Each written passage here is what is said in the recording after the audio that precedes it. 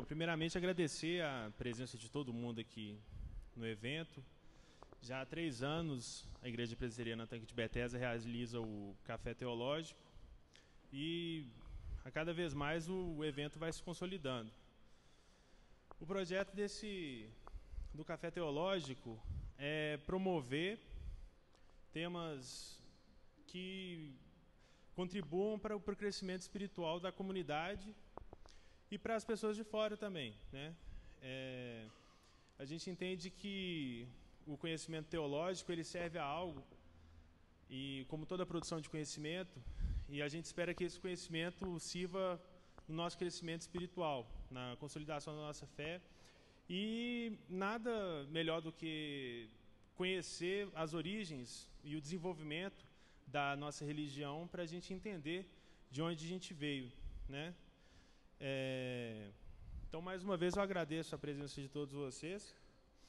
Queria chamar o reverendo aqui para fazer uma oração, porque a gente não pode dissociar uma coisa da outra, né? Conhecimento teológico também. Bem, vamos orar então e pedir a graça do Senhor sobre nós enquanto estivermos aqui. Pai, nós mais uma vez colocamos nossas vidas nas suas mãos, certos de que estamos aqui para buscar um pouco mais do conhecimento de Deus e aprender um pouco mais da história da igreja e assim, Deus, nos moldar cada vez mais segundo a sua palavra e voltando os nossos olhos verdadeiramente para Cristo, que é o nosso alvo, que é o nosso Redentor. Nos ajuda enquanto estivermos aqui, não permita que nossa atenção se desvie, não permita que o que seja falado aqui não seja nada útil para nós, mas que possamos verdadeiramente aprender aqui coisas que sejam úteis para o nosso dia a dia, para a nossa progressão na caminhada da fé, e que assim nos tornemos cada vez mais semelhantes ao Senhor. Essa é a nossa oração e assim nós fazemos em nome de Cristo, nosso Senhor e Salvador. Amém. Obrigado. Bom, a primeira palestra é sobre Trindade e o Igor, da Igreja Esperança, vai apresentar para a gente. Queria agradecer a presença dele. Aqui. Obrigado.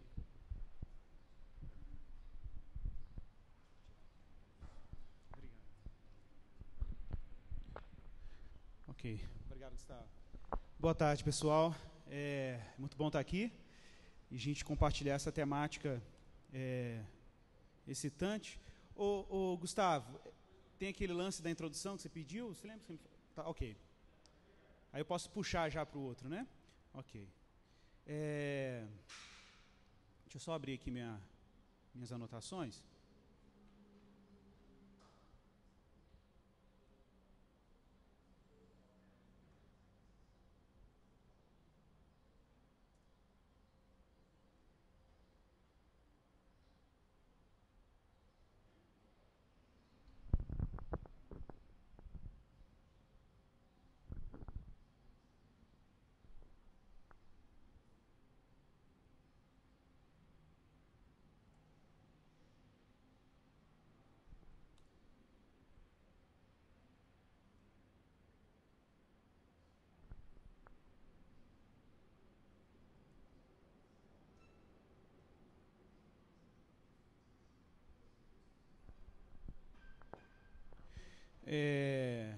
Bom, só em caráter de introdução, essa temática sobre Trindade e confessionalidade, para mim é um tema muito caro e muito excitante, porque isso evoca imediatamente algumas questões que são típicas do nosso contexto moderno, ou alguns gostam de chamar pós-moderno, em que há uma ênfase excessiva a respeito da individualidade humana e do empreendimento individual do ser humano. É claro que, em certa medida, o individualismo moderno, essa tendência a gente achar que o indivíduo pode se lançar no empreendimento com implicações gigantescas, né, tem o seu lugar, e a gente tem uma dívida muito interessante aos nossos reformadores também nesse sentido, porque a gente precisa considerar que a experiência de Lutero foi mais ou menos nesses termos, né, quando Lutero, de alguma forma, se coloca contra toda uma estrutura institucional e contra toda um acúmulo de tradições que ele considerava que eram antibíblicas ou que feriam as escrituras, e quase que no empreendimento individual.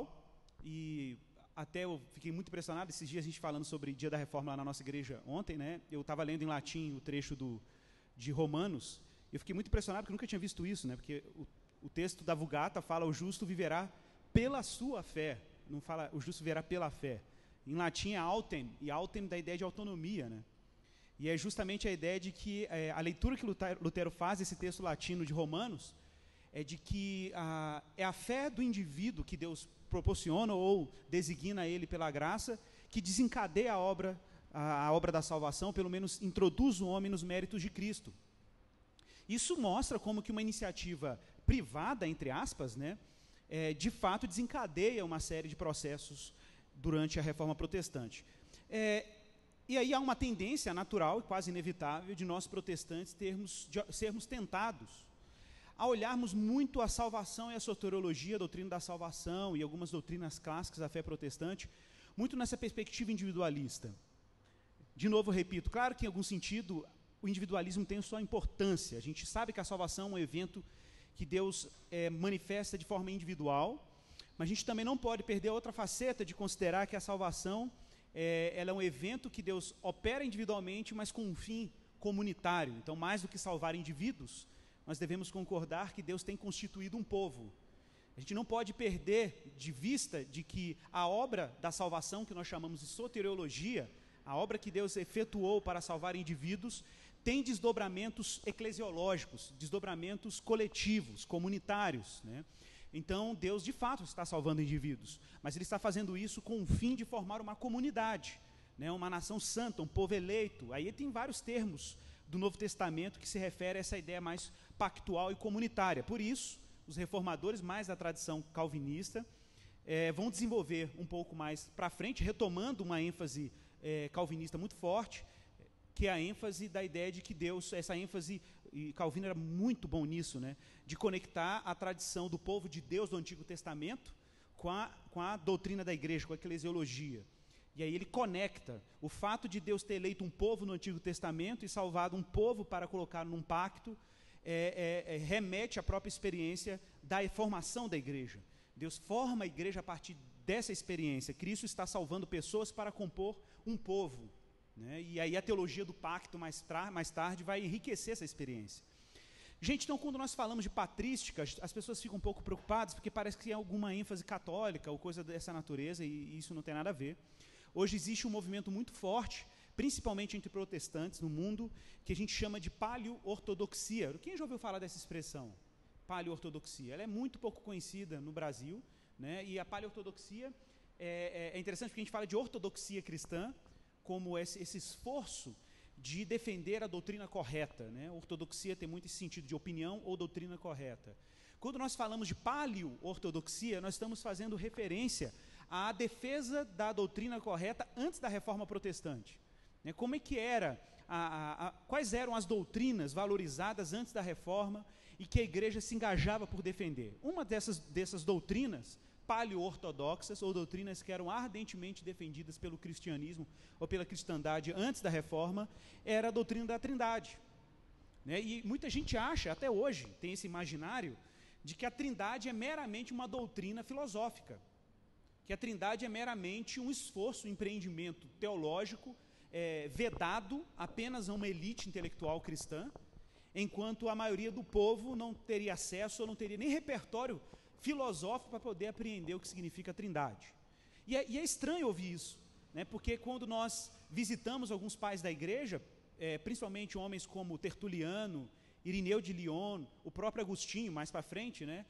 Os pais capadócios, o que a gente vê é que eles tinham uma preocupação pedagógica, uma preocupação catequética mesmo, de tornar a Trindade uma doutrina profundamente popular, profundamente pastoral até, conectada com a vida espiritual, com a espiritualidade, por exemplo. Não era, claro que quando você vai para Nicéia, quando você vai para os concílios Nicéia e Constantinopla, né, você vai ver um debate teológico um pouco mais sofisticado.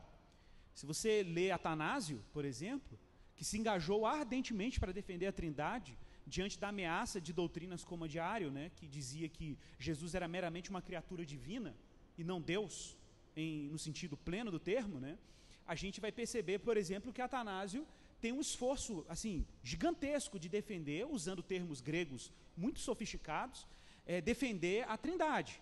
Mas se a gente achar que a Trindade é só isso e esquecer que ela tem implicações pastorais, eu vou até ser um pouco mais direto, implicações salvíficas, soteriológicas, né, uma compreensão distorcida da Trindade, né, pode distorcer inclusive a nossa percepção sobre como a salvação acontece e opera em nossas vidas.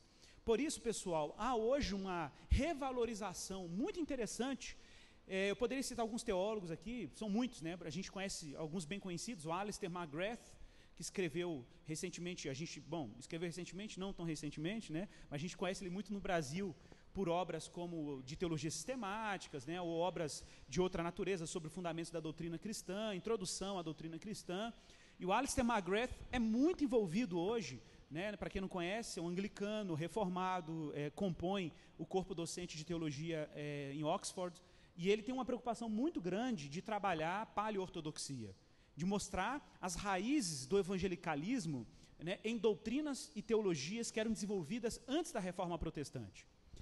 Um outro teólogo não muito conhecido no Brasil, mas que em inglês, o Alistair McGrath fez uma biografia dele, inclusive, por incrível que pareça, ele é anglicano e evangelical, e esse autor, que eu vou citar o nome dele daqui a pouco, o que é interessante nele é que ele faz um trabalho tão minucioso de mostrar a raiz do evangelicalismo na Trindade, ou nas discussões sobre Trindade na Antiguidade, ele faz isso com tanta intensidade, né, que a Igreja Ortodoxa Grega lhe concede um prêmio de doutor, quase honoris causa, né, vamos dizer assim, que era uma titulação semelhante, em teologia patrística, em teologia principalmente dos pais capadócios, que nós chamamos, né, que eram os pais orientais da igreja.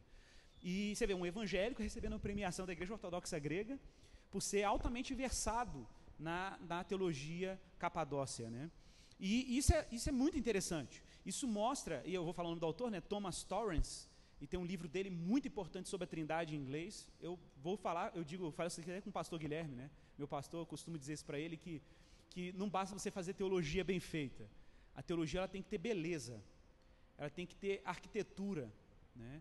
E, por exemplo, quando eu leio Lutero, com toda a honradez que nós temos ao reformador alemão, eu não vejo, por exemplo, alguma coisa, eu vejo mais beleza no que Calvino escreve, por exemplo, do que Lutero, em termos estéticos, né? Mas existem teólogos, Agostinho é extremamente estético na forma de fazer teologia.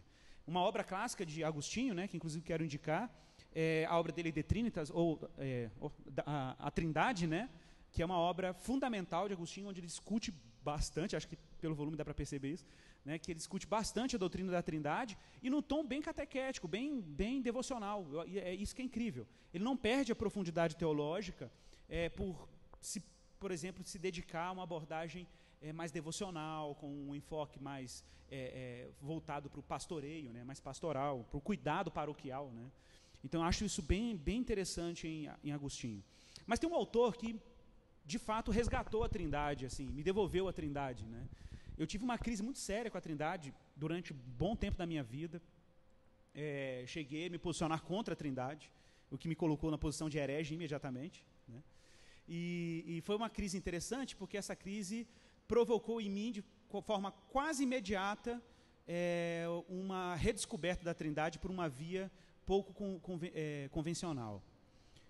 Eu comecei a descobrir, por exemplo, que se a gente mexe em algum pilar básico da doutrina da Trindade, a gente compromete uma série de questões em relação ao que a gente entende por fé cristã. Mas o que me trouxe de volta à Trindade foi quando, voltando a falar de beleza, né, e de que eu acho que a teologia precisa ser bela, ela não pode ser simplesmente lógica. Eu acho que, nesse sentido, o Catecismo de Heidelberg tem alguma coisa para nos oferecer de diferente em relação ao Catecismo de Westminster, né? Westminster é muito lógico e Heidelberg é mais estético, né? Ele tem uma coisa, uma arquitetura. Eu acho isso apaixonante. E tem um cara que é muito bom nisso, né? Kevin Van Hooser, não sei quem já ouviu falar dele, tem alguns livros em português aí, né? Há um significado nesse texto, né? Mas ele é bem conhecido por essa obra que vai sair em português, está previsto para o ano de 2015, chama The Drama of Doctrine, ou O Drama da Doutrina, vai sair agora.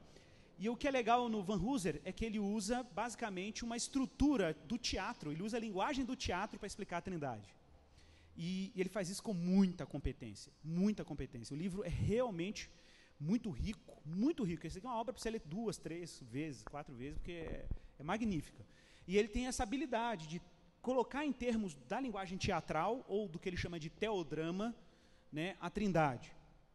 E lembrando que o termo teodrama, né, a gente fala de teologia. Teologia, gente, para muita gente, né, a teologia tem um sentido de que o uso da lógica, da logia, né, o uso da lógica como plataforma para você entender Deus. A teologia, em algum sentido, é o uso ou a abordagem lógica ou discurso lógico sobre quem Deus é. Claro que tem outras definições de teologia, né, mas essa é uma definição bem comum, né? A teologia é o campo de conhecimento que tenta apreender Deus em termos lógicos, ou em termos plausíveis, logicamente, ou racionalmente plausíveis.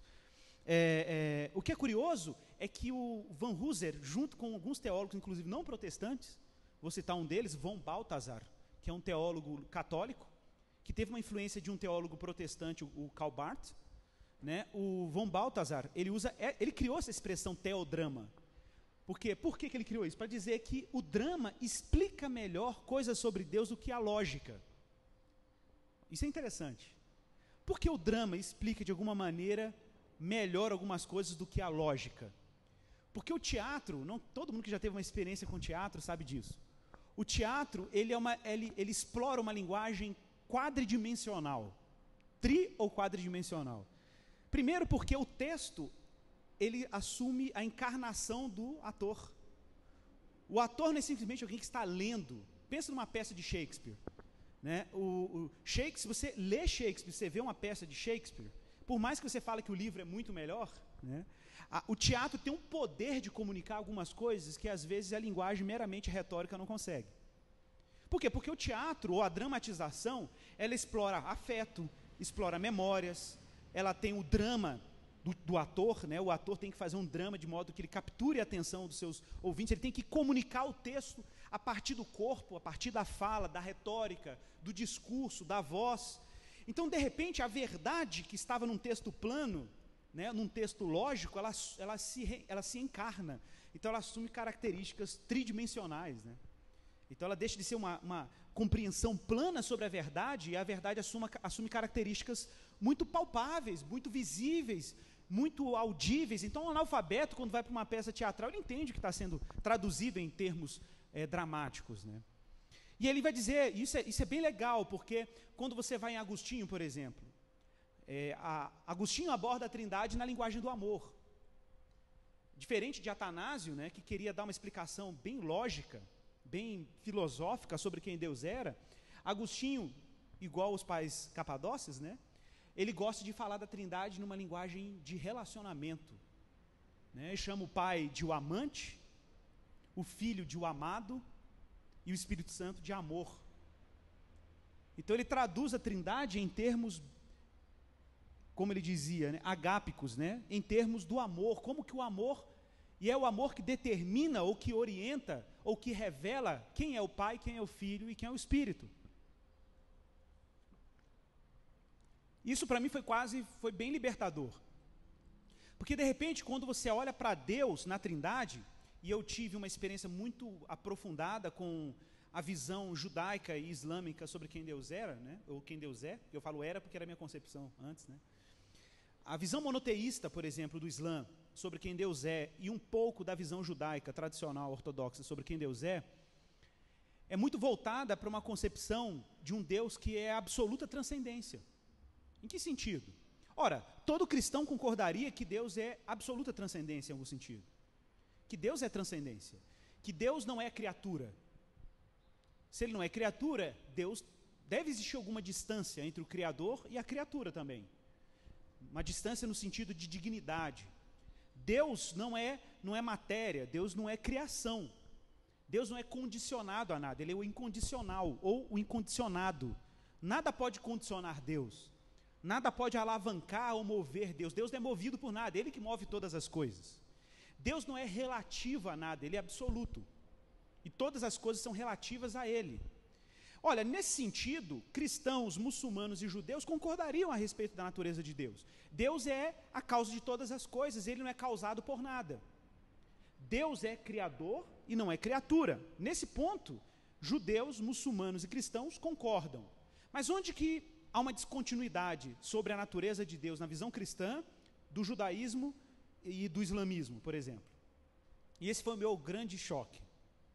É porque na visão islâmica de Deus, Deus é apenas e somente transcendência. Não há nenhum interesse de Deus, por exemplo, de se fazer presente na história, de se fazer, se mostrar relacional ou amoroso na história. No judaísmo isso está claro quando você lê o Antigo Testamento. Quando você lê a Bíblia hebraica, você percebe aquela manifestação de Deus de forma permanente. Isso é até um problema teológico para os judeus. Mas no Islã, isso é levado de forma radical. No Islã, por exemplo, dizer que Deus tem um filho é uma heresia. Teve um caso no islamismo, não sei se você sabe, no Islã você tem o sufismo, que é uma tradição mística dentro do islamismo. Tinha um teólogo sufista no Islã, que uma vez ele ousou dizer uma coisa que nenhum muçulmano disse antes, que ele sentiu a presença de Alá dentro dele. O dia que ele fez essa afirmação, mataram ele. Porque o Islã não tolera nenhum tipo de imanência, nenhum tipo de presença pessoal ou relacional de Deus. Toda a compreensão da divindade no islamismo é uma compreensão despessoalizada. Olha, veja o que é o Alcorão. O que é o Alcorão? O Alcorão, no final das contas, significa que Alá, um dia que Alá decidiu se revelar de alguma forma para a humanidade, ele fez de forma completamente despessoalizada. Como é que ele fez isso? Ele escolheu um anjo para entregar o recado, no caso Gabriel, segundo a tradição islâmica, né? Gabriel entrega essa revelação para um profeta, que é Maomé, e Maomé entrega essa revelação ele inaugura uma religião, que é o islamismo, por isso que o nome é Islã, submissão. Porque a relação do muçulmano com Alá, né, se é que existe uma relação, ela é unilateral. Não existe reciprocidade. Alá não responde à fé do muçulmano. Ele não responde à fé do muçulmano. Não existe uma resposta. Olha, veja que interessante. Por outro lado, estou recorrendo agora a Calvino, né? Nas Institutas Calvino, você já começa dizendo, você quer conhecer a Deus? Você quer conhecer você mesmo? Conhece a Deus. Em que sentido?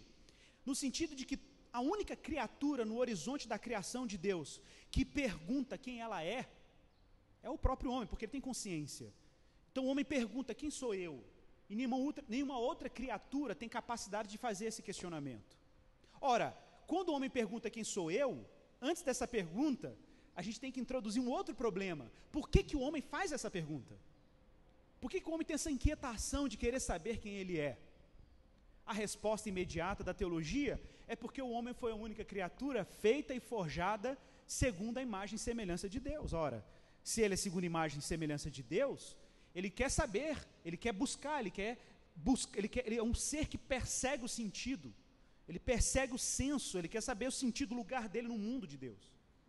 Se ele quer saber o lugar dele no mundo de Deus, uma outra questão que é levantada é que nenhuma criatura e nenhum ser temporal pode atribuir ao homem sentido da sua existência. A sua existência depende de alguma coisa que esteja fora da criação. Fora da criação. Ou seja, só o eterno pode dizer para o homem quem ele é. Então ele não vai encontrar resposta na imanência. Ele vai encontrar resposta na transcendência. Ele precisa ir para além da criação para poder descobrir o sentido da sua vida, ou o propósito da sua existência. Ora, se Deus é absolutamente transcendente, como o islamismo ensina, se Deus é absolutamente transcendente, como o judaísmo também tende a ensinar, ora, como Deus pode trazer sentido para a vida humana se ele é só transcendência? Se em nenhum momento há um esforço ou uma ação de Deus para se tornar conhecido no tempo e no espaço, na imanência. Esse é o grande problema do Islã. É que no Islã Deus não pode ser amor. Chocante isso, né? No Islã Deus não pode ser amor. Deus, para ser amor, ele tem que ser minimamente interessado em se revelar no horizonte da vida humana e na temporalidade, no tempo e no espaço e na criação. Ora, mas como que o Deus bíblico faz isso? Olha, ele faz isso a partir de uma série de eventos no Antigo Testamento, que nós chamamos de teofanias, manifestações de Deus, que alguns teólogos mais ousados chamariam de cristofanias, manifestações antes da encarnação de Cristo, em que o próprio Cristo se revela no Antigo Testamento numa série de eventos. O anjo que aparece na sarça ardente, o anjo que luta com Jacó, na aparição, algumas das aparições abraâmicas, né? Na própria oferta que o pai de Sansão oferece no altar, em vários eventos em que o próprio anjo do Senhor aparece se identificando como Jeová, mas ao mesmo tempo era o anjo do Senhor. Na próprias costas que Deus mostrou para Moisés, costas humanas. E quando nós chegamos no Novo Testamento, os judeus estão polemizando algumas afirmações que Jesus faz, e aí Jesus vem e diz assim: olha, se vocês tivessem lido Moisés, vocês teriam crido em mim, porque Moisés falou ao meu respeito. Moisés falou ao meu respeito. A respeito de quem? Do Cristo que haveria de vir, mas que se manifestou de forma visível em vários eventos no Antigo Testamento. Veja que coisa interessante, né? Interessante pensar, por exemplo, que uma série de eventos que aconteceram no Antigo Testamento estavam apontando para um Deus que está se revelando no tempo e no espaço, diferente do Islã. E olha, por que ele se revela? E por que ele se introduz e se manifesta no tempo e na criação? Porque ele é amor. Porque ele é amor. E essa é a revelação que Jesus traz na encarnação. Gente, isso não era muito óbvio no Antigo Testamento. Nós só conseguimos perceber que Deus é amor no Antigo Testamento porque nós olhamos para o Antigo Testamento a partir de Cristo. Porque se Cristo não tivesse sido introduzido na história, essa não seria uma conclusão fácil. Ela é uma conclusão relativamente fácil para nós hoje, porque nós testemunhamos pelas Escrituras o evento que aconteceu no Novo Testamento chamado batismo de Jesus. E o que aconteceu no batismo de Jesus? O amado é revelado à criação. Jesus está sendo batizado e ouve-se uma voz do céu dizendo: eis o meu filho amado, em quem eu tenho prazer, em quem me comprazo. E é interessante porque todo o drama trinitário está presente no batismo de Jesus: Pai, Filho e Espírito Santo. O Espírito Santo aparece em forma corpórea como de pomba, o Pai está anunciando o amor pelo Filho e o Filho está no batismo. O drama trinitário está lá, mas como que a Trindade é revelada no batismo de Jesus? Ela é revelada no amor. O Pai está dizendo para o mundo: eu amo. Claro, se o Filho é chamado de amado, é um verbo no perfeito, significa que ele é objeto do amor do Pai. E essa é a revelação que Cristo introduz. Essa é a novidade teológica que Jesus está introduzindo no mundo. É a revelação sobre quem Deus é. Deus é amor, porque ele tem um filho. Olha, é óbvio. E é outra coisa que consequentemente é introduzido nisso, né? A outra coisa que é introduzida na revelação de Jesus é que Deus é Pai. A paternidade de Deus é revelada na encarnação. Na encarnação, a paternidade de Deus está sendo anunciada. Olha, se Deus é Pai, o fundamento do papel paterno é uma relação de amor. Se existe um Deus que é Pai, existe Filho. Se existe Filho, existe uma relação amorosa aqui acontecendo. Existe um amado e existe um amante. Existe aquele que é a fonte de todo amor e aquele que é objeto do amor. E, consequentemente, existe o amor. Ora, se Deus é uma relação, veja que incrível isso. Se Deus é uma relação, se existe dentro da natureza de Deus uma relação de amor, um drama amoroso, aí Agostinho daria um salto e diria: logo Deus é comunidade. Deus é uma família. Gente, a revelação de Deus como comunidade, uma unidade comum de diversas pessoas, é uma revelação teológica ausente no discurso islamista e no discurso judaico. Nesse sentido, pessoal, ser cristão implica necessariamente, inevitavelmente, em ser trinitário. Cristão tem que ser e deve ser trinitário. Romper com a Trindade, pessoal, seria nos colocar imediatamente fora da revelação inédita sobre quem Deus é, que está ausente em todas as religiões do mundo. Nenhuma religião do mundo carregou ou ostentou algo tão complexo e ao mesmo tempo tão escandaloso como a Trindade. Pensa que para o Islã é extremamente cômodo afirmar a natureza una de Deus, porque isso é racionalmente confortável. Não seria extremamente simples a gente sair por aí defendendo que Deus é um só? Não daria trabalho apologético nenhum de ficar explicando sobre o que é a Trindade. E por que o cristianismo insistiu tanto em defender a Trindade ao longo dos tempos? Porque se por um lado a Trindade, né, ela afirma a unidade de Deus no mundo pagão como o mundo greco-romano, não sei se vocês sabem disso, para o mundo pagão, ser cristão era ser ateu. É estranho, né? Porque a gente vive numa sociedade pós-cristã, em algum sentido, e para a gente falar de Deus na sociedade que a gente tem hoje, Deus como uma coisa só, é algo extremamente comum e normal. Mas você tem que pensar que no mundo pagão, a afirmação de que Deus é um só e ele não pode ser representado, isso era uma afirmação escandalosa no mundo greco-romano. Você não ir aos cultos romanos implicava em ateísmo.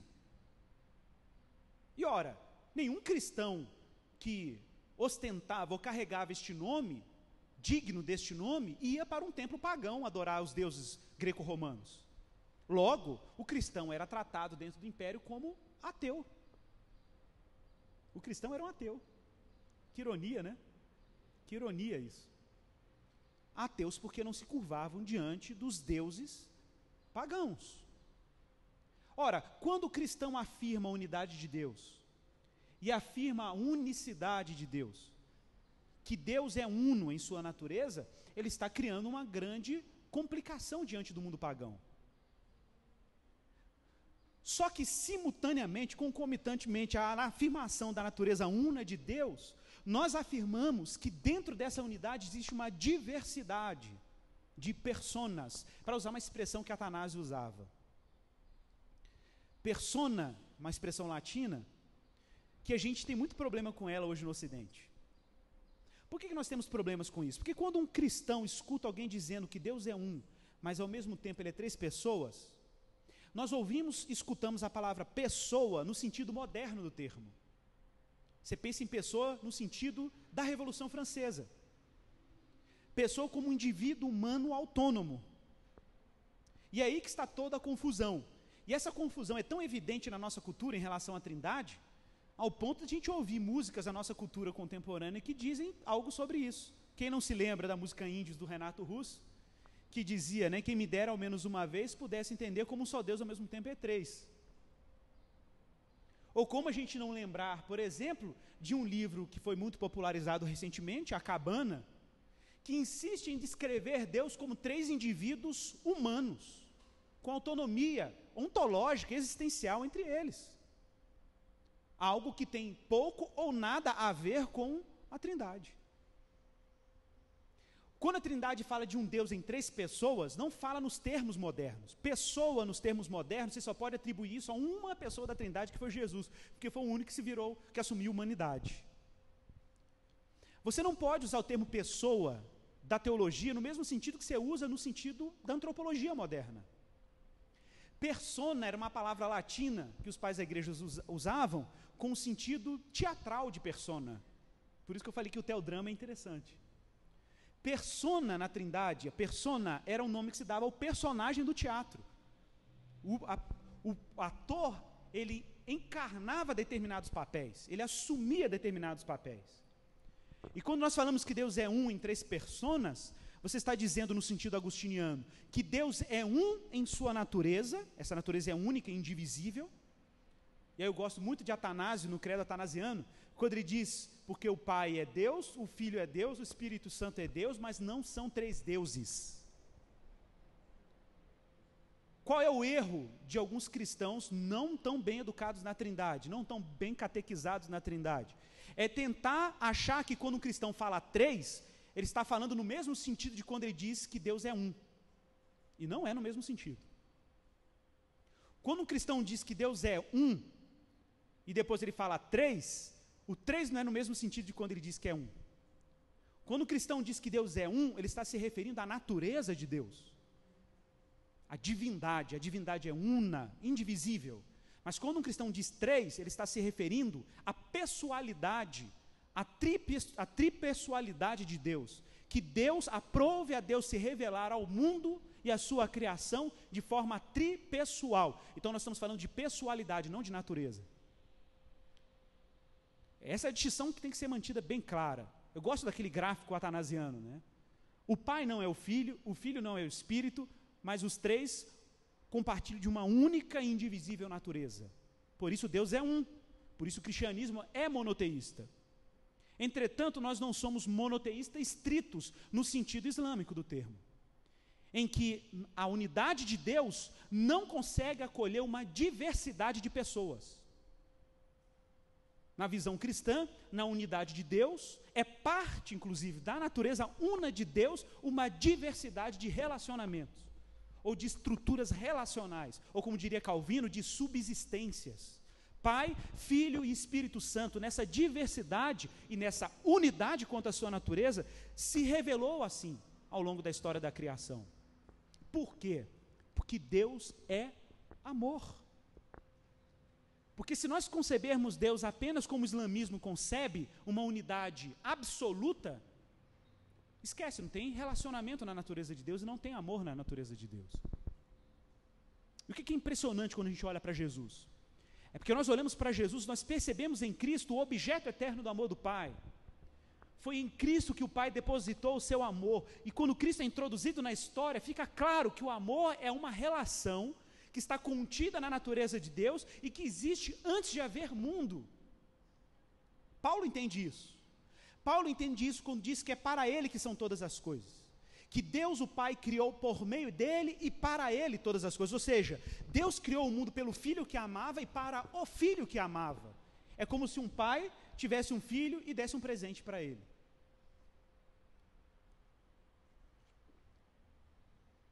E por que isso torna as coisas um pouco mais impressionantes? Isso torna as coisas um pouco mais impressionantes porque a gente tem que se perguntar, então por que eu fui colocado dentro desse drama? Por que Deus me aproximou para dentro desse drama de amor? Por que você acha que Paulo, em Romanos 8, insiste tanto na teologia da adoção, por exemplo? Que é um dado interessante do Thomas Torrance, né? O Thomas Torrance fala que quando um cristão adquire o status de filho de Deus, ele recebe o Espírito Santo como sinal do amor do Pai, e ele é introduzido dentro da família trinitária. Ele participa do que os teólogos chamavam de pericorese. Ele participa da dança trinitária. Deus puxa ele para dentro da roda, e agora ele pode chamar Deus de Pai, porque ele está conectado ao Filho de Deus. Por isso a Bíblia chama dele de primogênito dentre muitos irmãos. Jesus é o primogênito dentre muitos irmãos. Eu costumo usar uma analogia do hub, né? Jesus é um hub em que todos nós estamos conectados a Ele, e nós compartilhamos da filiação dEle, por isso podemos nos dirigir a Deus nos termos de Pai. E Paulo vai dizer, porque nos foi dado o espírito de adoção por meio do qual nós clamamos Abba, que foi a oração de Jesus no Getsêmani, né? Que eu costumo dizer que é o que conecta Paulo aos evangelhos. Porque raramente esse termo Abba aparece nas escrituras, e quando aparece nos evangelhos, aparece em Paulo. O que conecta essas duas tradições teológicas. E eu gosto muito de pensar a Trindade nesses termos. O credo niceno, não sei se você tem familiaridade com ele, né, mas diz assim: creio em um só Deus. Então o cristianismo é monoteísta. Porque o cristão, para entender a Trindade, ele tem que partir do credo niceno, tem que partir da afirmação primeira do credo niceno. Se você abrir mão do seu monoteísmo, você vai tratar a Trindade como triteísmo. 3 divindades autônomas, independentes. Isso não é Trindade. O credo niceno é muito claro: creio em um só Deus, Pai Todo-Poderoso, Criador dos céus e da terra. A afirmação da unidade absoluta de Deus e que esse Deus é Criador. Então está claro que Ele é o Criador, e está claro que Ele é um único Deus que criou tudo, coisas visíveis e coisas invisíveis. Tudo procedeu dEle. Mas o que é interessante é que logo no início do credo é dito que Ele é Pai, a paternidade está afirmada. Mas em seguida é dito que nós cremos em um só Senhor, Jesus Cristo, Filho unigênito de Deus. E por que existe essa estrutura no credo? Filho unigênito de Deus. Isso é um dado muito rico, né? Primeiro é porque o Pai tem um filho, então tem um objeto do amor dele. unigênito porque o único que foi gerado do amor do Pai desde a eternidade foi Jesus, está lá em Colossenses, porque Ele nos transportou do império das trevas, Ele nos tirou do império das trevas e nos transportou para o reino do Filho do seu amor. Pensa nessa estrutura, Filho do seu amor. O amor do Pai gerou um Filho. E por isso que no Credo Niceno é dito que ele é eternamente gerado. Ele é gerado da divindade, não é criado. Não é criatura. Ele vai ser criatura na encarnação. Ele vai assumir a criaturidade na encarnação. Mas em nenhum momento a encarnação compromete a sua divindade. Então afirma-se que ele é o Filho unigênito de Deus, porque ele foi o único gerado, né? Eu gosto disso em Agostinho. Agostinho pega o Salmo 7, e ele pega Hebreus capítulo 1, e ele diz assim, não foi dito, tu és meu filho, eu hoje te gerei. Aí Agostinho fala, por que é dito eu hoje te gerei? E Agostinho diz, porque o hoje é eterno. O hoje é eterno. O hoje não tem tempo. Porque toda a nossa experiência com o tempo, ou é uma experiência de memória, ou uma experiência de expectativa sobre o futuro. A única coisa real que nós temos é o hoje. É como se o hoje fosse Deus recortasse 2 pedaços da eternidade, que não tem início e nem fim, e te entregasse a sua vida. Deus te entregou uma porção da eternidade. É o que nós chamamos de tempo, de vida. E essa porção da eternidade, veja que interessante isso, né? Todo o plano de salvação e todo o plano de revelação de Deus acontece nesse pedaço da eternidade que Ele te entregou.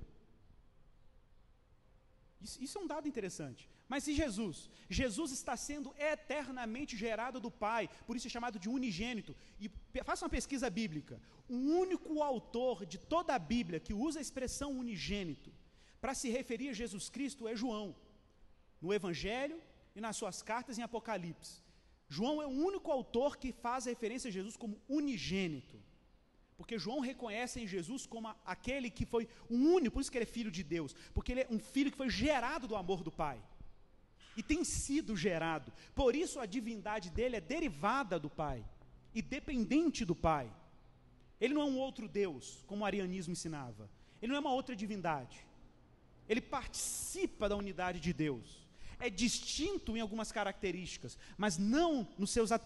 Ele é distinto em alguns papéis, em algumas características, mas a sua natureza é una, participa da natureza do Pai. Ele é um com o Pai, na sua divindade. E aí o credo vai dizer, gerado do Pai antes de todos os séculos. Antes de haver qualquer criatura, ele estava sendo gerado do Pai. E aí ele diz assim, Deus de Deus, luz de luz. E isso é fantástico no credo. Muita gente escuta essa expressão Deus de Deus e fala, está vendo?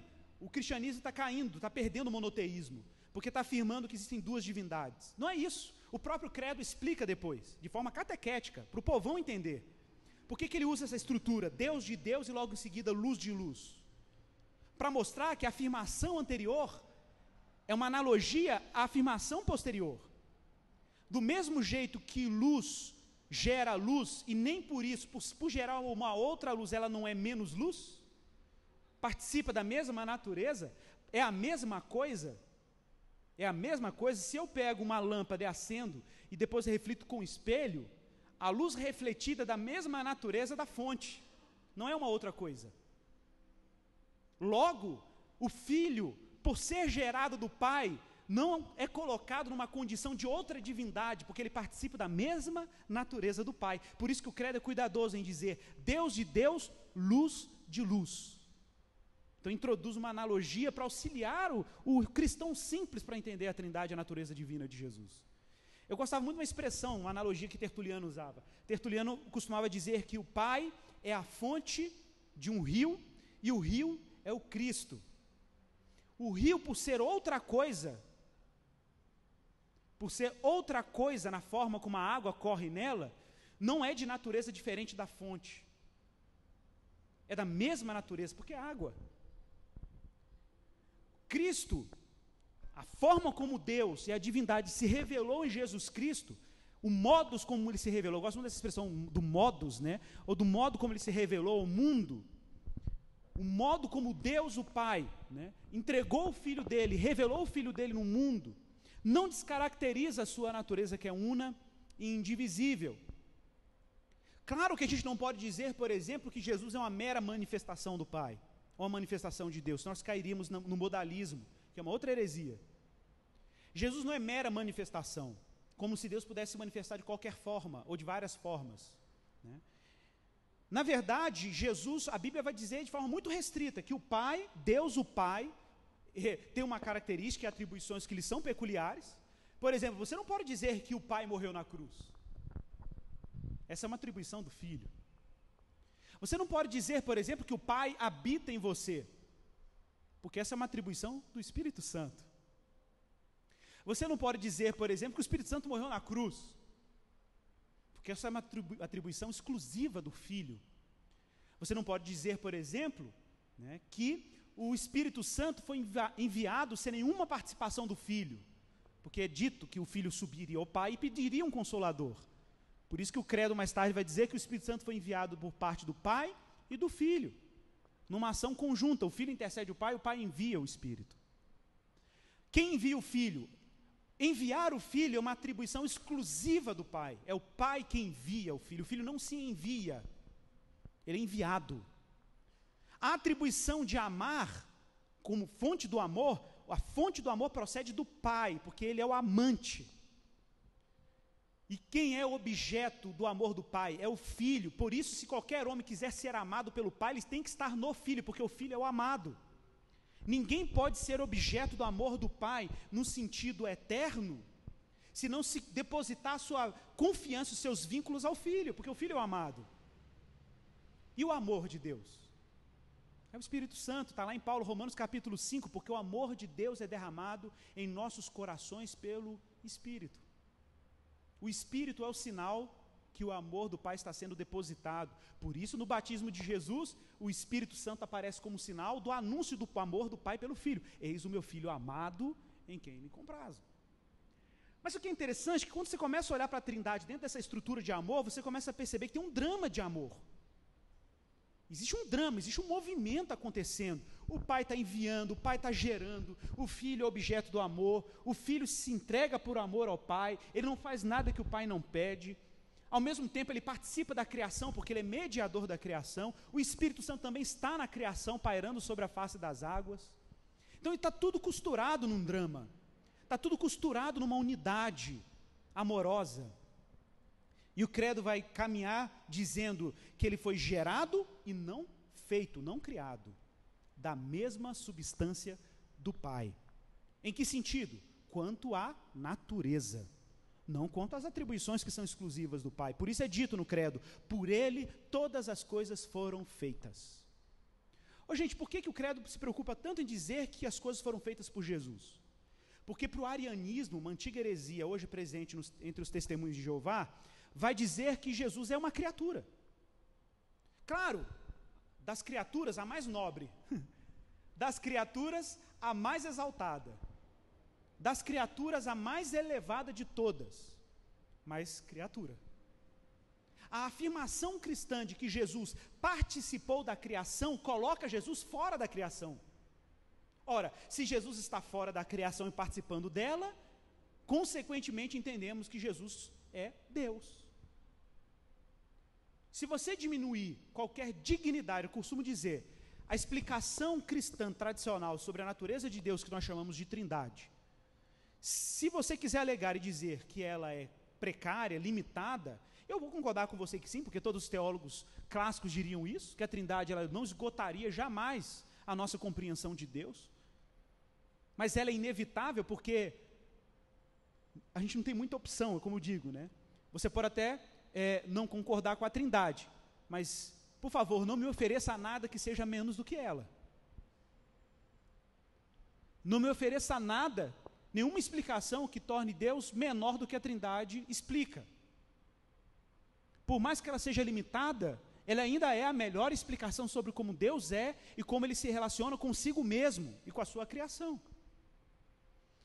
Se você quiser discordar da Trindade, o faça, mas faça para uma coisa melhor, mas não para uma coisa de menor valor. O arianismo, por exemplo, propunha algo bem menor. Jesus é excluído da obra da criação, se tornando meramente uma criatura. Mas é dito logo depois que por nós homens e para a nossa salvação ele desceu dos céus. É claro, aí está a diferença do Islã. Se o homem precisa saber quem ele é, e a explicação sobre o que o homem é, a gente perdeu esse senso por causa do pecado. A gente não sabe a nossa identidade. E se a gente precisa, se só Deus pode revelar quem a gente é, só o Eterno pode revelar quem a gente é, o Eterno tem que vir à criação. O Eterno tem que encontrar morada entre nós. Por isso é dito, o Verbo se fez carne e habitou entre nós, cheio de graça e de verdade. Então ele se encarnou. O Eterno se fez presente no tempo. E sem a encarnação nós estaríamos fadados, completamente entregues à desorientação e às trevas existenciais. Por isso é dito em João, o povo que andava em trevas viu uma grande luz.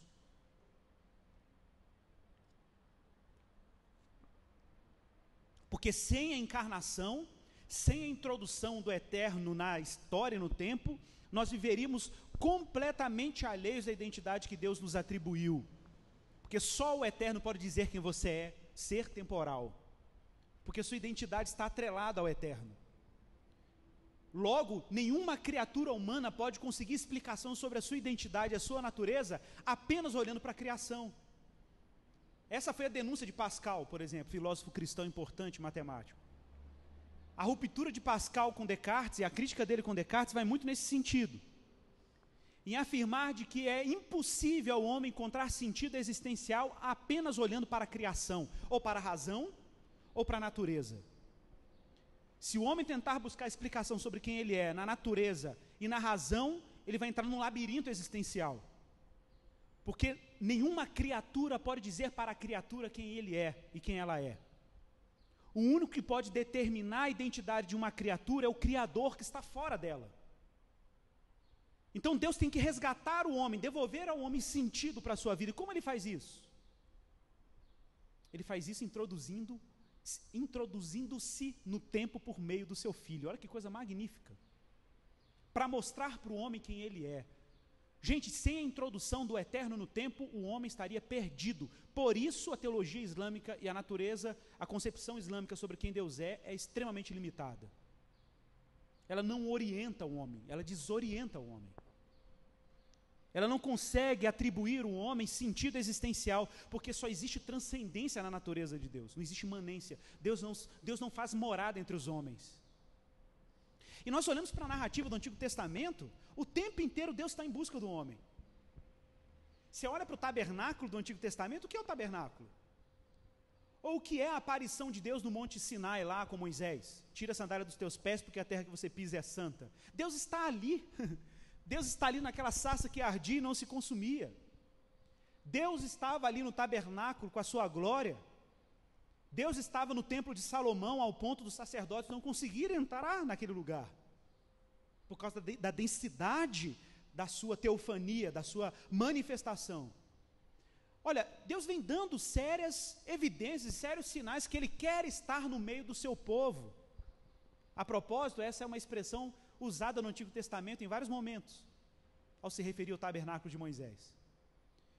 E esse projeto de Deus querer habitar entre os homens, da imanência de Deus, encontra radicalidade no anúncio do anjo dizendo que ele teria por nome Imanuel. Em hebraico seria Immanuel, Deus conosco. Porque esse sempre foi o projeto de Deus, tornar-se presente na criação. Revelação completamente ausente na narrativa teológica do islamismo. E essa encarnação é radical. 100% homem, 100% Deus, como dizia ou diria a fórmula calcedônia. A fórmula calcedônia, depois de um longo debate no cristianismo, vai afirmar que a natureza de Jesus divina em nada foi comprometida por sua humanidade. E a sua natureza humana em nada foi comprometida pela sua divindade. Mas que ambas as naturezas convivem harmoniosamente, uma sem afetar a outra. Qualquer tentativa teológica para desvirtuar a plena divindade de Jesus e a plena humanidade de Jesus terá sérias implicações soteriológicas e teológicas. Não vou nem falar das consequências eclesiológicas.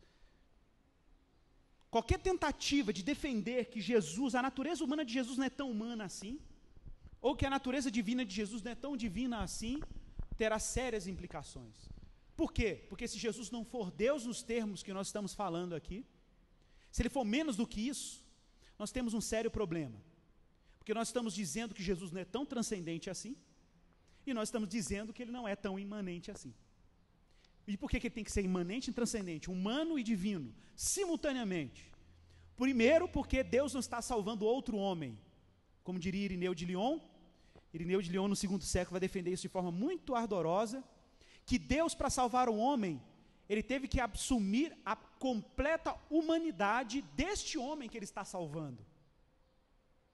Ele não podia assumir outra característica, né? Irineu faz até uma brincadeira na teologia dele, no Contra as Heresias, no livro Adversos a Hereses, né? Ele faz uma brincadeira e diz assim, por que Deus não pegou do pó da terra, soprou o seu espírito e fez Jesus, como segundo Adão? Mas por que ele escolheu trazer Jesus por meio da encarnação numa virgem, numa filha de Eva, como diria Irineu, né? Numa filha de Eva? Aí o Irineu vai e diz, porque o projeto de Deus em salvar, não é salvar uma outra criatura, porque se ele fizesse o homem do pó da terra e soprasse o seu espírito, seria uma outra coisa, seria um outro homem, não aquele que Deus está querendo salvar. Por isso que ele sopra do seu espírito de forma miraculosa e produz Jesus de alguma forma no ventre de uma mulher que tinha conexões com o homem que ele está salvando. Então, nesse sentido, a humanidade de Jesus tem que ter algum tipo de derivação ou relação com o homem que ele está salvando, com aquele Adão caído. Por outro lado, ele não podia herdar a natureza pecaminosa, ele não podia herdar o pecado original, e ele teria que ter relativamente as mesmas condições do primeiro Adão. Por isso que ele não podia receber esse pecado original. Então ele tinha que ter relação com ele e ao mesmo tempo não. Ele tinha que ser absolutamente divino e absolutamente humano. De novo, qualquer tentativa de tornar Cristo menor do que isso, você compromete toda a estrutura e toda a arquitetura teológica do cristianismo ao longo do tempo. Pessoal, o que isso significa? Que nós cristãos precisamos crer na Escritura como nosso livro de regra de fé e prática, sem dúvida nenhuma. E eu gosto muito de uma coisa que o Van Hooser diz e o McGrath também diz, que a gente não pode confundir sola scriptura com nuda scriptura ou tota scriptura. A afirmação protestante de sola scriptura não é uma negação ou uma rejeição ao patrimônio tradicional teológico que nós temos no passado. É um engano achar que a afirmação protestante de sola scriptura implica numa rejeição arbitrária e total a respeito de qualquer coisa que tenha sido produzida teologicamente no passado. Ora, qualquer olhadinha, ainda que sutil, às institutas ou às obras clássicas, como a da Liberdade do Cristão, por exemplo, de Lutero, você vai perceber como que Calvino e o próprio Lutero e outros teólogos reformados, eles eram muito cuidadosos na hora de elaborar teologia, remetendo sempre aos mestres da antiguidade. Quantas vezes Agostinho não é citado nas institutas? Quantas vezes Irineu de Lyon, Tertuliano, não é citado nas institutas de João Calvino? Porque eles não eram teólogos anabatistas. A reforma protestante é diferente da reforma radical. A reforma radical era uma ruptura com todo o patrimônio cristão da antiguidade, uma tentativa de reconstruir o cristianismo a partir do zero, ignorando a providência histórica do Espírito Santo ao longo do tempo em acumular saberes sobre as Escrituras. Por isso que cristãos confessionais, igrejas históricas confessionais, subscrevem credos e confissões clássicas, porque reconhecem que, apesar das desvirtudes e dos desvios históricos de alguns segmentos do cristianismo, nós não queremos jogar a banheira com o bebê dentro. Porque existem conquistas históricas da cristandade que não podem ser ignoradas, por exemplo, a Trindade. E por incrível que pareça, radicalismos como anabatistas aconteceram. Não sei quantos de vocês já ouviram falar dos cristadelfianos, ou a heresia cristadelfiana, que nasceu mais ou menos no período, um pouco depois do movimento anabatista. Eles falaram, já que o negócio é voltar só para a Bíblia, vamos jogar todos os credos históricos do cristianismo no lixo, vamos começar do zero. Vamos começar, por exemplo, desconstruindo a Trindade. Porque a Trindade não está escrito na Bíblia, a palavra Trindade, então a gente pode começar o cristianismo a partir de hoje, a partir do século XIX, porque eles são mais para frente, a partir do século XIX. Alguém que já ouviu falar de Thomas Campbell? Thomas Campbell foi fundador de um movimento no segundo despertamento americano, chamam de Second Awakening. No segundo despertamento americano, esse Thomas Campbell, ele era um presbiteriano. E ele rejeitou as confissões clássicas reformadas e deu início ao movimento que deram o nome na época de restauracionismo, que alguns chamam de primitivismo teológico. O que é isso? Gente, vou falar, vocês vão começar a detectar algumas coisas muito comuns no nosso evangelicalismo brasileiro aqui, tá? Só para caminhar para o final. Quanto tempo que eu tenho aí? Tá, pode se encerrar, né? Então veja que interessante. Thomas Campbell, ele falou assim, eu não quero credos, doutrinas de homens. Essa frase é bem comum por aí, né? Eu não quero doutrinas de homens. Eu quero voltar para a Bíblia, para as Escrituras. Ô, gente, essa frase parece muito bonitinha. Ela parece muito coerente. A gente pode até falar, mas não foi isso que os reformadores fizeram? Não foi isso que os reformadores fizeram. A afirmação reformada de sola scriptura, de novo, não era um abandono de toda uma conquista teológica do passado, como nós dizemos. O que seria de Lutero e Calvino sem Agostinho, por exemplo? O apreço que os reformadores tinham às cartas paulinas foi um apreço herdado da tradição agostiniana. A gente tem que entender que se a gente consegue enxergar mais longe é porque nós estamos sobre ombros de gigantes. Teve gente antes da gente pensando Bíblia, pelo menos uns 2000 anos aí, uns 1500 anos, né? No mínimo, ou mais, né? Se a gente for considerar 1700 anos, se a gente for considerar eras mais antigas, paleortodoxas. Então a gente tem uma longa tradição de gente lendo a Bíblia. De novo, tome cuidado com o individualismo teológico. O individualismo teológico é essa tentativa de achar que nós podemos sair inventando doutrina apenas com uma leitura individual da Bíblia. Tem gente lendo a Bíblia antes de você.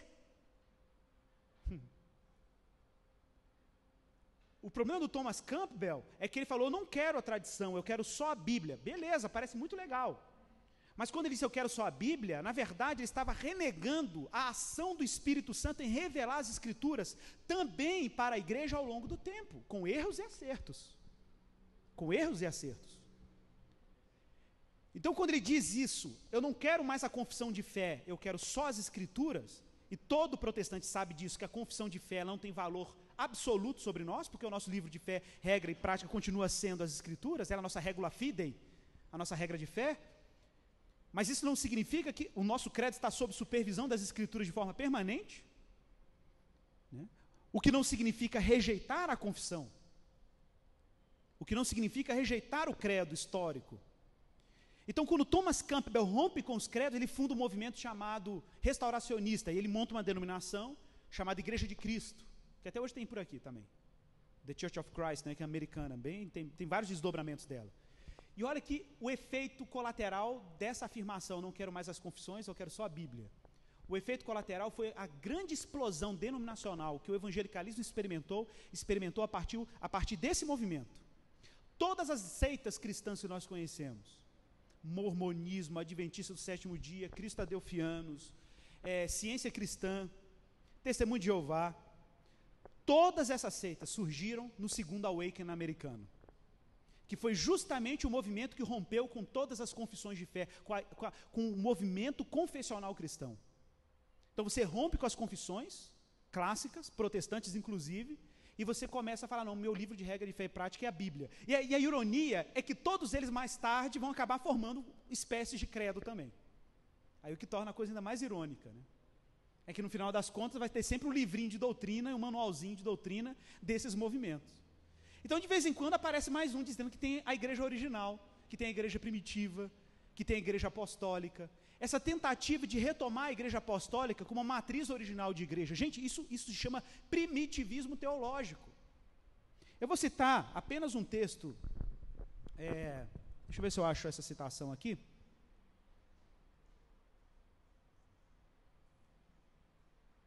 Para a gente fechar.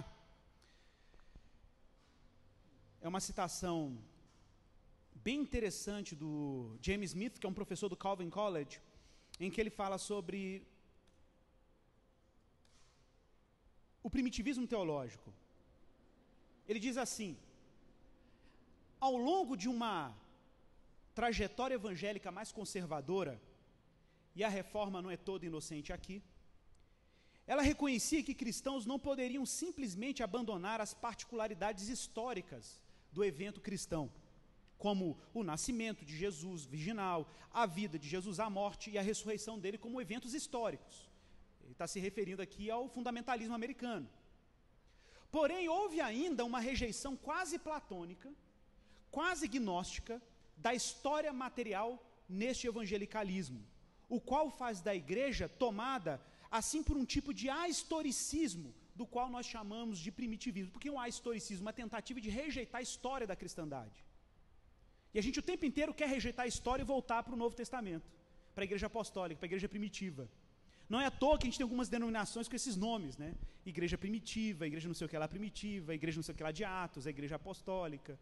Porque essa tentativa de voltar para a igreja de Atos, como se Atos fosse o ideal de igreja, como se ela mesma fosse uma igreja cheia de problemas, né? E como se a história também não sofresse desenvolvimentos e desafios teológicos, que a igreja primitiva não tem respostas para elas apenas pelo primitivismo. O que mantém a igreja evangélica de pé ou cai é a doutrina apostólica, é o coração da doutrina apostólica, ela é imexível, ela é supra-histórica. Entretanto, como aplicar a doutrina apostólica no tempo demanda desafios teológicos e missiológicos muito peculiares. Pregar o evangelho na sinagoga, como Paulo fazia, era muito diferente de pregar o evangelho no Areópago. Vai comparar Atos 17 com Atos 13, para você ver. Como que a abordagem teológica de Paulo num contexto é completamente diferente da outra. Agora pensa o cristianismo começando a chegar em territórios que não tinha mais a sinagoga judaica. Nos países nórdicos, por exemplo, na Grã-Bretanha. A gente tem a história de São Patrício, né? São Patrício teve um desafio enorme. Como é que você prega o evangelho num contexto que você não tem nem o pavimento judaico para te ajudar? Porque nas sinagogas que Paulo pregava era ótimo, eles liam os profetas.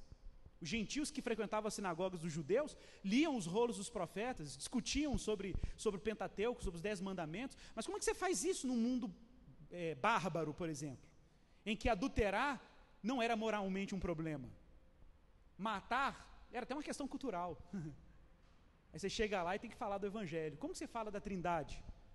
São Patrício explicava a Trindade com um trevo de 3 folhas, por exemplo. Na cultura pagã, ele pegava o trevo de 3 folhas e explicava a Trindade.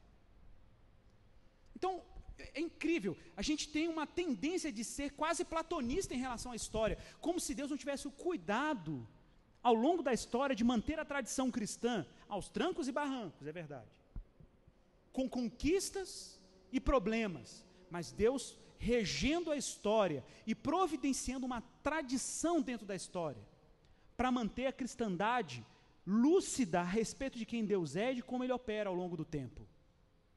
É claro que a gente pode ir direto para as Escrituras, mas você não pode ir para as Escrituras e recomeçar toda a interpretação dela como se você não tivesse gente atrás de você fazendo isso há mais tempo.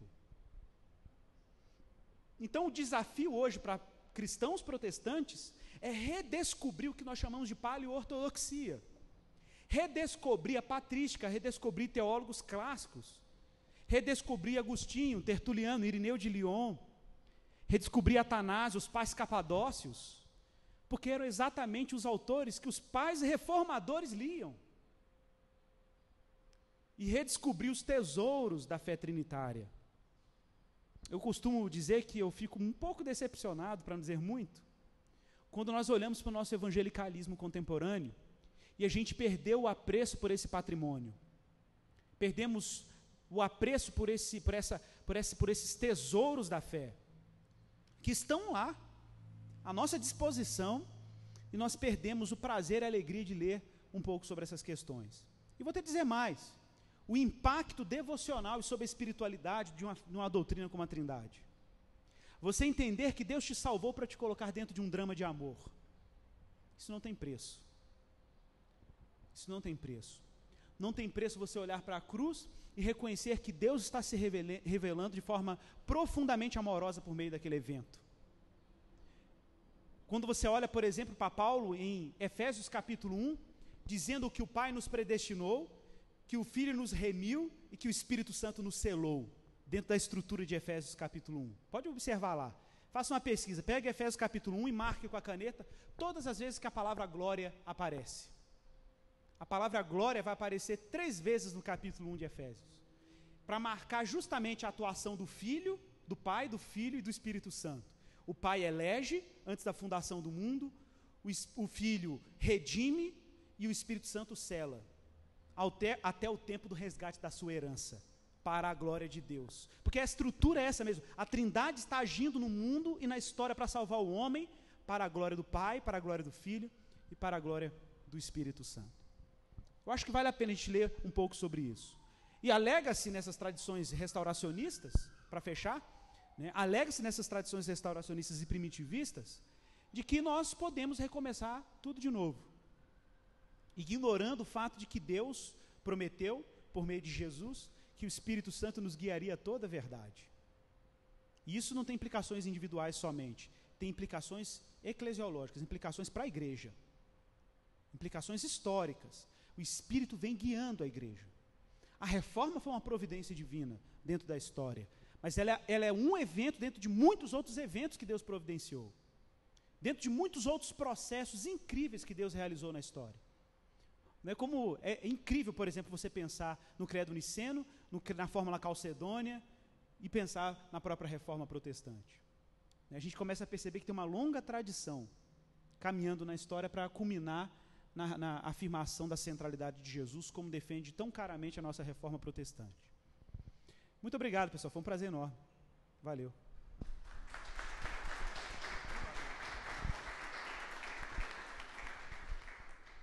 Bom, pessoal, a gente vai abrir um espaço agora para perguntas. Se tiver vergonha de vir aqui na frente, a gente faz silêncio, fala bem alto, pode fazer daí mesmo. Ou então, a gente